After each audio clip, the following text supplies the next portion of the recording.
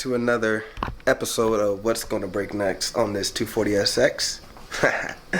So last week I think we were at a car show and we tried to leave and my car was having so many issues. Wouldn't start, wouldn't go past 4,000 RPM, kept backfiring, felt like, I don't know, it felt like I'll drive and I hit 4,000 and I'll just stop all on my, like, on this face. I don't know what's going on, but I think I figured it out. I think it's my coil packs and spark plugs. So let me show you what I brought.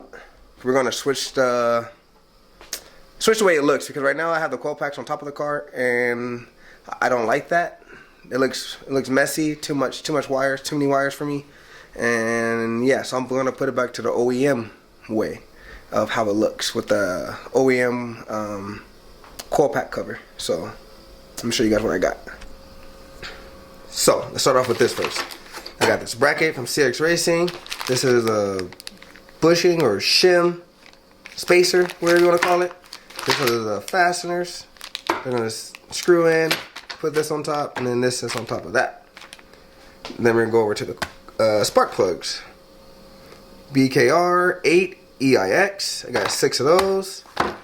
These are expensive, man. And then, so this is what's going to be different. This switches my coil packs from having that wire going from the coil pack. Oh, here's a coil pack. Going from the coil pack down into the valley in between the valve covers to go to the spark plug. That's how I used to have it. Now there's a spring in here. Put the spring in here, cap it off. And then now they're gonna sit like this. And then that sits on top of that. And I screw it in. And then we got this cover to cover everything. And then I got the OEM GMC. Let me see if you guys can see. Genuine part. Genuine part, OEM part, whatever you guys want to call it. 6 of those. Pretty penny. That's a lot of money.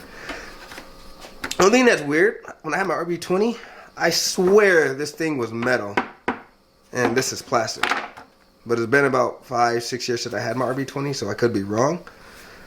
But I'm pretty positive this was metal and now it's plastic.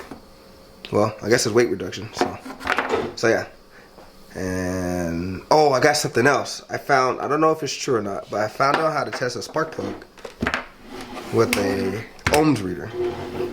So let me get my wife so she can hold the camera and I can show you guys how to use it. So I'll be right back. Alright, so turn your ohms reader on, set it to 20K, touch the 2 leads together, make sure they're working. So they're working.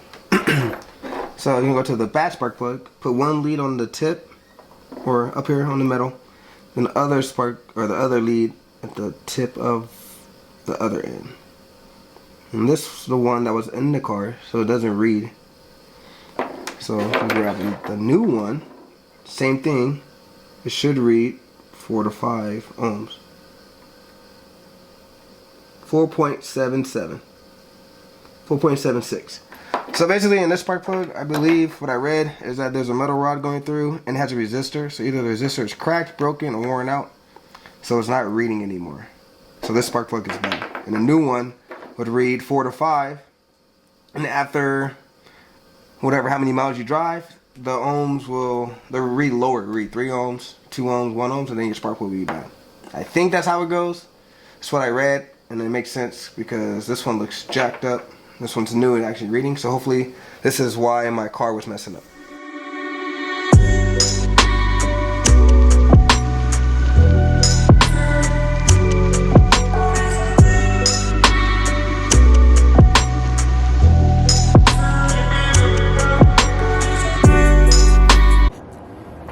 Alright, so before, oh, the lighting is always bad. Alright, there you go. So before you start your spark plugs, I got this spark plug gapper. Comes with this and a filler gauge for about like 15 bucks on Amazon. The thing works. This thing does wonders. So I'll get one of these if I was you guys. I'll probably put the link in the description, and I'll put the rest of the parts that I got to do this conversion in the description too. So I guess we're gonna, next is gonna get the coil packs, and I'm gonna put the plugs onto the coils and install them inside the car. So let's go.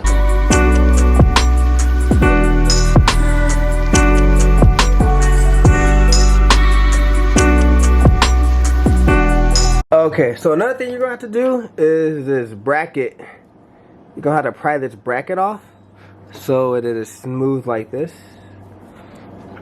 The reason why I say that is because when you put this on, it doesn't sit. You can't sit this thing flush. And then without it, it sits nice and flush. So yeah, so that's another step you might have to do. So yeah, so now let's put the coils into the car.